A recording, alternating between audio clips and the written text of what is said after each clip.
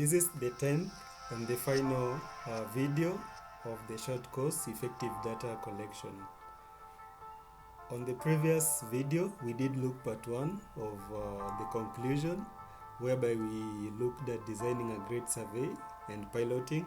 And now for this last part and final video, we shall be looking at the field data collection plan. My name is Douglas Amenya, a researcher at DataTrax Research Limited. This short course has been funded by DataTrax Research Limited.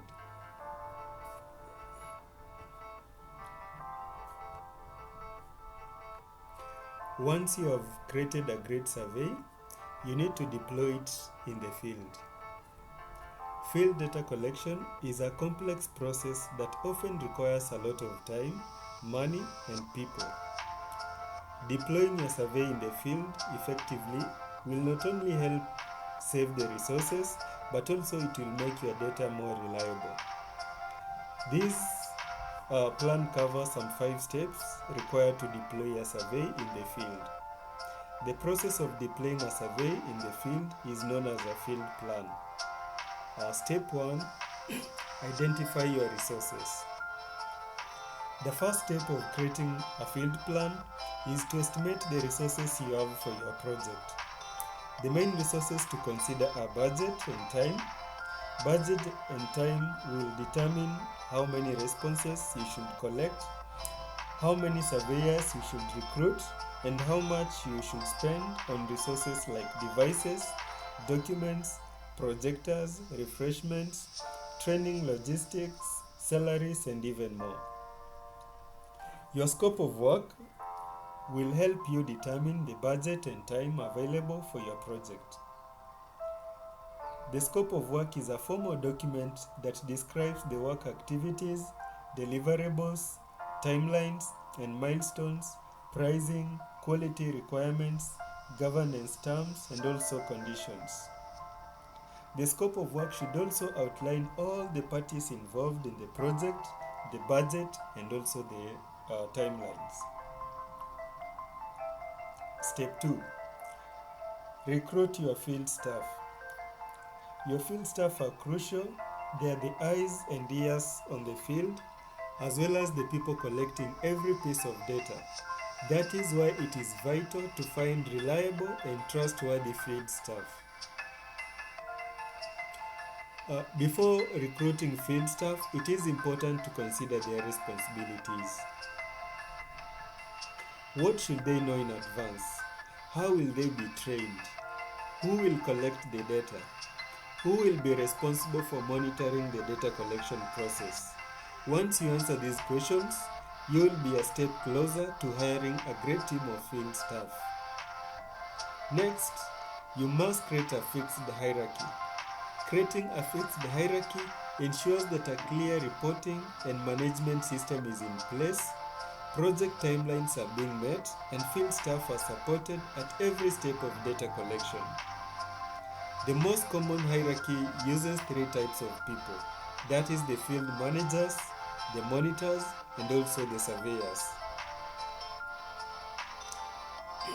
The field managers lead the entire team working in the field. They supervise and oversee tasks of field employees, run training programs, and ensure that everyone works as effectively as possible. The monitors directly manage and support the surveyors.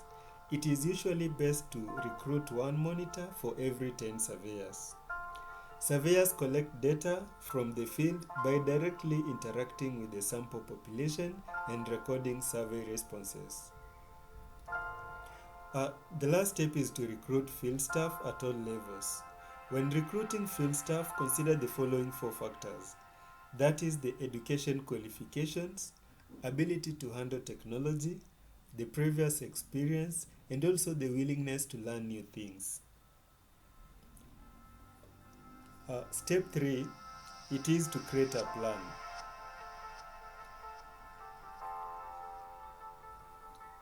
An implementation plan is the complete plan for training and data collection.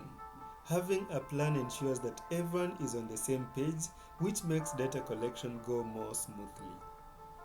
First, estimate the number of days required for training field staff.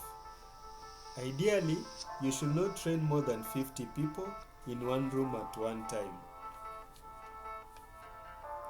Based on how complex and long your survey is, you could do a 1-day training, a 2-day training, or training spread out over multiple days. By multiplying the duration of trainings, that is in days, and the number of batches, which each batch being 50 to 60 staff members, you can calculate the number of total days needed for training. This is a tip that if you are short on time, then you can conduct parallel trainings on multiple batches. The second is outline the training. Your training will have two more components. That is, one, it is understanding the technology, and two, it is understanding the questionnaire. So assess how complex each of these components will be, then accordingly estimate what materials and people will be required for each training. Third, it is estimate the number of days for data collection. You can do this by calculating the following. 1. It is the total number of responses required, which is also the sample size. 2. It is the total number of surveyors. And 3. It is the average time taken to fill each survey. Once you know these numbers, you can calculate the number of surveys each surveyor can complete in one day. Fourth, it is create a daily schedule for your field staff. So like now you can have a schedule whereby 8 a.m. The morning session starts, 9 a.m. the survey starts, and then we have a lunch break at 1, and then at 2 the survey restarts, and also at 4 we have an evening session. So it is a good practice to include morning and evening sessions as part of your team's daily schedule. Morning sessions allow for a quick check-in with the team on how they are feeling,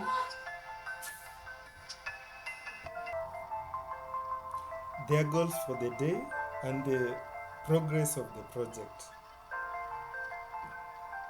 The evening sessions allow for feedback and reviews. A good practice to ask the team how their day was, if they faced any challenges, and if any they can just give the challenges they faced, and if they have any feedback for the questionnaire or data collection up during the evening session.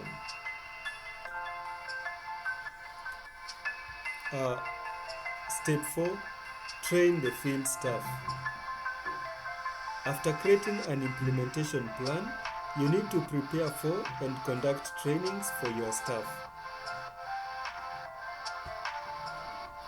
Important preparations include the following.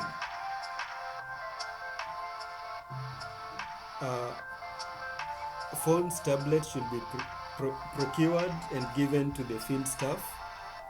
Make field staff aware of the fact that training will happen on tablets. Create a plan for setting up the training material, and also the field staff should be aware for the purpose of the training. The best way to conduct the training for mobile-based data collection is to divide the training into 3 parts. That is the technical training, the survey training, and also the collection training. And the final step, it is monitor your team. The final step is monitoring the team while they collect the data, whereby it includes observe surveyors on the ground. While surveyors are piloting or collecting data, observe them to learn common mistakes, doubts, and best practices.